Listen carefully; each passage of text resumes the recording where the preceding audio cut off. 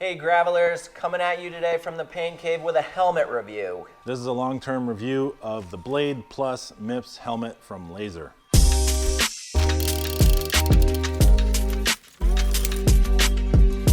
So we've been riding on this helmet for one season.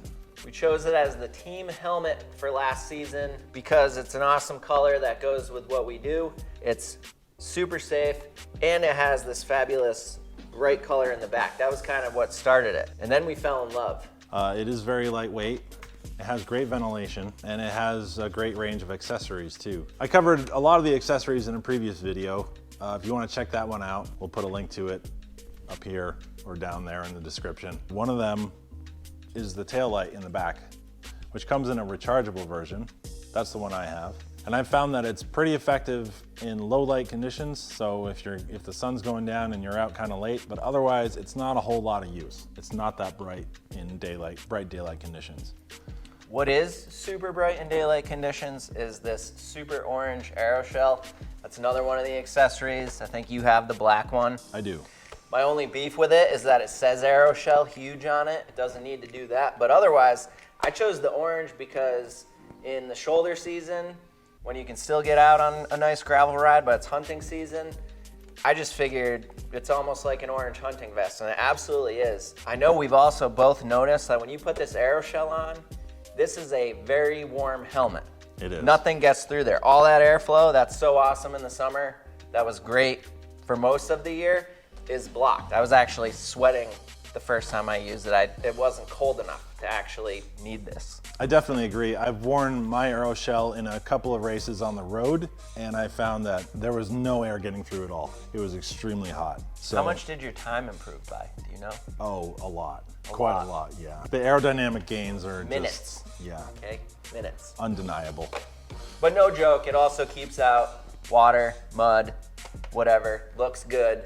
Kind of turns this into a multi-season lid. I mean, it really, some folks put on a ski helmet sometimes to go fat biking. Like this achieves the same thing. For sure. In winter, it's an advantage to not have as much ventilation because it keeps your head warmer. The one thing about the aeroshell that makes me nervous every time I put it on, and it snaps right on quickly, is taking it off. When you take it off, it really feels like you're gonna snap it in half. I haven't yet. And I guess if I did, it's not that expensive of an accessory. I could get another one. It just makes me nervous every time I do it. It is pretty difficult to get off.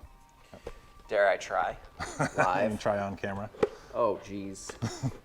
See, this is when I feel like I'm gonna snap it in half. The problem is it has 3 points of contact. Which is great. Which secures it. It won't blow off. But we only have nervous. 2 hands. I'm nervous. I'm gonna leave it on. There it is. There it is. See? Now watch how easily it goes back on.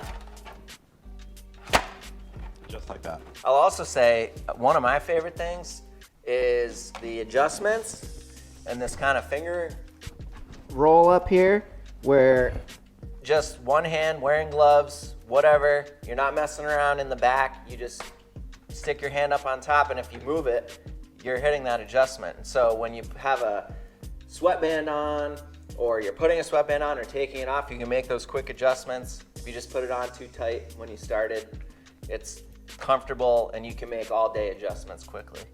I actually ended up having a problem with mine. Because of the way this is designed,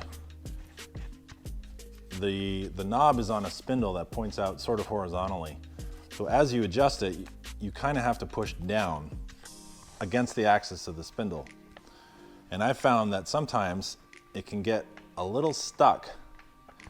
And I actually thought that I couldn't get my helmet tight enough anymore, that it had stretched out or something, but all it was that I was pushing down too hard on this, and that was preventing me from turning it. So it's just a little finicky detail that popped up over time. But once I figured that out, I realized, how I had to sort of adjust what I was doing to turn it. I have never had said problem. But it does come with the MIPS system inside, which if you don't know, is one of the approved systems for preventing traumatic brain injury. Nobody wants to get hit on the head while they're wearing a helmet or while they're not wearing a helmet. But if you're wearing a helmet, having the MIPS system may make you safer. If you're looking for a spot for customization, we've put our Gravel Dad stickers here.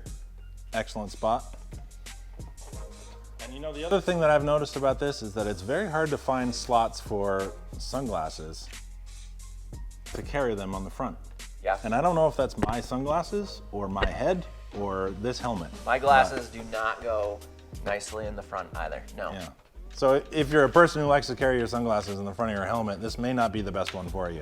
Definitely try to find it in a bike shop and try that out before you pick it up. Price point is really good, I think, for what you get out of this helmet. A super light, super airy when you don't have the aero shell on it. A helmet with a lot of accessory functions and great adjustability. And it's really on the cheaper side as far as helmets. It is, yeah. It's another product that I think is a great value. You can get cheaper helmets. You can spend a lot more on helmets. This tends to be at sort of the lower end of the MIPS price range for something that has all these options that come with it. Yep. So if you want to pick one up for yourself, check out the link in the description or go to your local bike shop. All right, that's it from the Pain Cave. Until next time, we're Green Mountain Gravel. See you later.